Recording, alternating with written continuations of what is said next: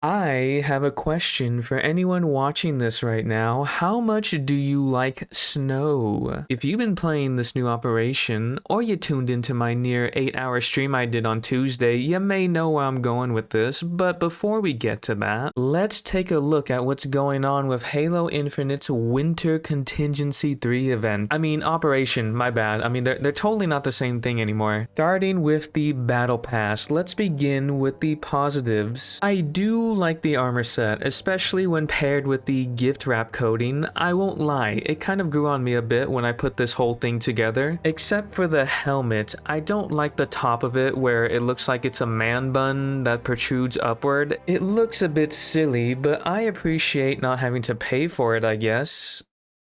Alright, well, now on to the complaints. I really don't know why they chose to double the length of their event battle pass. If you can't find a way to deliver quality tiers of unlocks for every tier, then you could just not give us a 20-tier battle pass. 11 to 12 of these unlocks are things I could care less about. Also, I thought we were done with XP boost being a single tier unlock. It really feels like they padded this thing out, especially when you put most of the stuff you care about towards the back. Of course, if it was up to me, I would suggest you scrap this system entirely and just do a challenge-based system. As in, when you have a new operation, just add 1 or 2 challenges you have to do to unlock these cosmetics. I don't think Halo Infinite needs 3 battle passes per season, dude. This is oversaturated and complex for no reason. And you can still monetize challenges. I've suggested this before. Tie them to the seasonal battle pass. Make it to where if you own Season 5's battle pass, then you have access to these types of challenges when operations release. Whereas if you don't own it, you can't progress these challenges. You know, very simple things like this would go a long way and probably save you many headaches. It would make your cosmetic progression system have some level of meaning behind it, especially if you can't just buy unlocks. I don't mind if this means you have to increase the price of the seasonal battle pass. Instead of trying to monetize operation battle passes and putting an armor coating as a premium purchase unlock to bait people into paying for this thing. Anyway, I guess this is where I do my usual shop rant or something, except not. Because I already mentioned why the shop is a goober in a different video. I don't really want to support this type of business practice, and it's a shame so many people miss the point whenever I talk about this, which is that it could be so much better, and you could potentially get more people to give you money, myself included. But instead, people excuse it as a necessary evil and buy into it and maybe just hope on a whim they listen to your words instead of your money. There's totally just no other way to make a free-to-play game have a more sincere monetization model. Why even bother thinking about all the better ways to fix this problem? So you know what? Let's move on. Snow.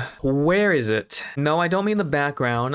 Yes, I do like that they changed the background to match the aesthetics of the operation, but I was under the impression, especially after watching the trailer for Winter Contingency 3, that we were gonna get snow maps. Then I find out that we just get the one snow map called Snowfire, which is just live fire remade with snow in it. And then I find out that there is no playlist for it, and it's a map you have to hope you get by doing quick play or some other playlist that has it. Then I spend the next 6 hours on stream trying to roll this one map just once, and I am not happy to report I still didn't get it. Let me be a bit more coherent on what the problem is in case you haven't figured it out. Number 1, why is there no playlist for Snowfire day 1 of the Winter Contingency event? Even if it is just one map, I would still prefer that over having to play Russian roulette with quick play, a playlist that doesn't have the new networking fix. It's also not in the Firefight playlist either, even though it has live fire in it. Number 2,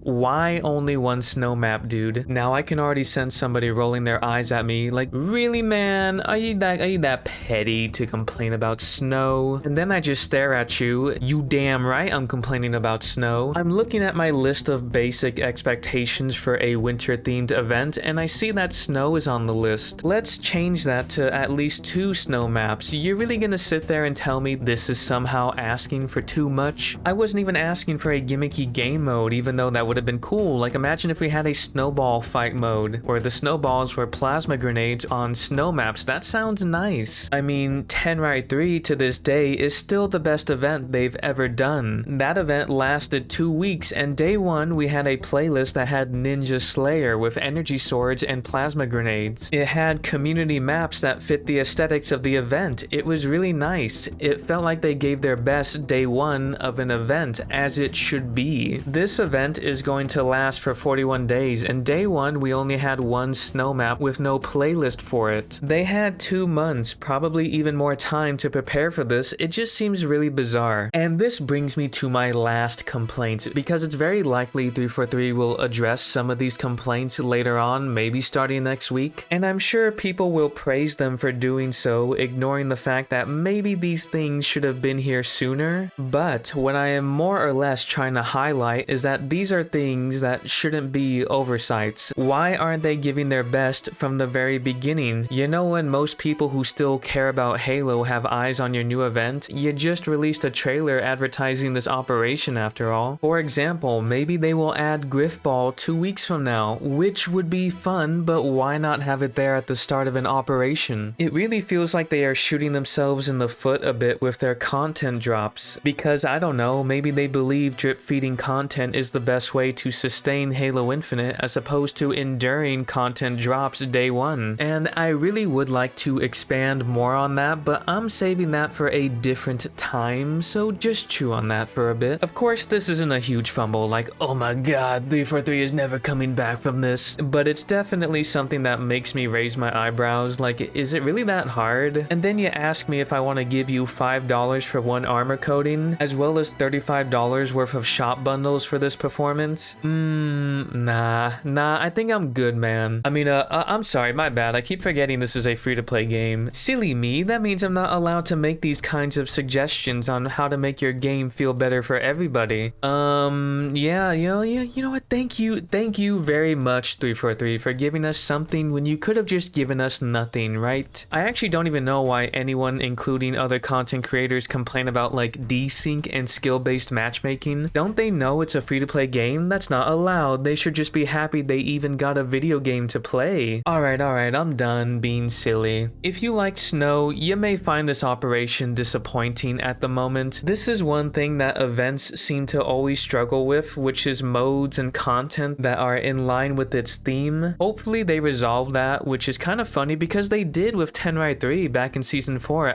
I don't know what happened. On the bright side, they did release legendary difficulty for Firefight. It would have been nice if it was there 2 weeks ago, but whatever. I'm not counting that as part of this event since it was part of the mid-season update, and it's not even related to the theme of the event. If you want a bunch of useless nameplates and some okay festive armor pieces, then sure, go right ahead and give Winter Contingency 3 a shot. But before you leave, you see that thumbs up icon? You should click that. It has a fun little animation when you do it. Oh, and I was told the subscribe button also has a fun little animation when clicked. You should find out what it looks like. No, I'm not trying to bait you into liking and subscribing. I don't know what you're talking about.